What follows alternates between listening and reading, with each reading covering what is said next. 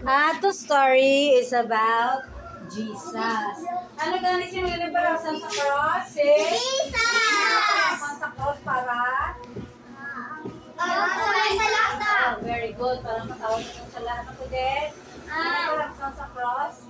May mga salat na Para matapulong na pagkatapos. Kasi sino ipadala ni God? Dili sa itong taxi? mga tao. Jesus! Sino atong first sa Adam and Eve? Ato na, tayo kay tatay. First, nga nanay sa tatay Pero na itong story is about Jesus.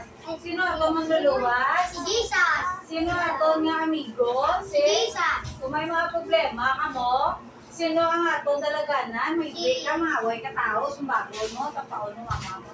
Kung may problema ka, sino ka ma-pray kay? Jesus! Kung ginaway ka kakasmate mo, ginaputan sa kasmate mo, sino ka ma-pray? Jesus! Pero sumbong mo ka, picture mo, hindi kayo may ikusikos ka lang. School nyo. O example, bigong buyayaw mo si mama, papa mo. Ginaway ka mo tayo mama, papa mo. So, kasi sino ka mapatawad kay? Jesus! Kada yun kay mama, papa mo. So, kung yung mga kay Jesus, so Jesus, nagpakayo sa mga may sakit. Sino ginayo, Jesus? May masakit. Masakit. Ano ba, Gen? Ano tao, iba may napatay man, Gen, pabuktaw ni Jesus. May patay ba lang ang nagbuktaw? Wala! Wala, iba niyo buktaw. Para tubang hindi. Nagpabuktaw ng ito kundi si Jesus! Jesus. Kaya si Jesus, may ano siya, may Power! power. Very good. Alam ba? Dahil, ang mga tao to, tignan mo na, Ayo, iba na, patay. Why can't kita kung patayin din manaw, wala. Unless ko, Si Jesus! Nagpakita. Ayo, Jesus, alam sa bangka. Dayo, nagabot ang bagyo. Jesus, kaya nakatulog kayo mo. Nakatulog ka. Kung may bagyo, kutaan ka mo. Oo! Take mo ba yung ng buwan? Ano po, ito mo may bagyo? Mag Pray! pray. Kaya para luwason ka ni Jesus. Jesus!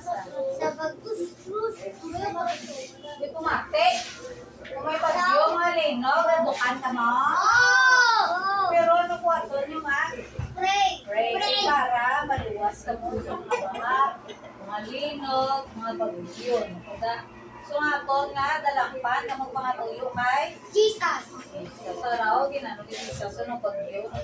Ginawas yun. Kailangan mo itong bagyo ka may power si Jesus. Power. Ay, kaya Don't forget, si Jesus, ang mga tigulo, tonto, ay sila pagkaon. Nagano sila sa bread and fish, kadamo-damo sa tao. Sino nang padamo sa pagkaon nila? Jesus! Jesus! Jesus, yung galabo. Jesus, yung galabo. Sino ang nawalian ni Jesus? Ang mga tao. Masala. Hindi.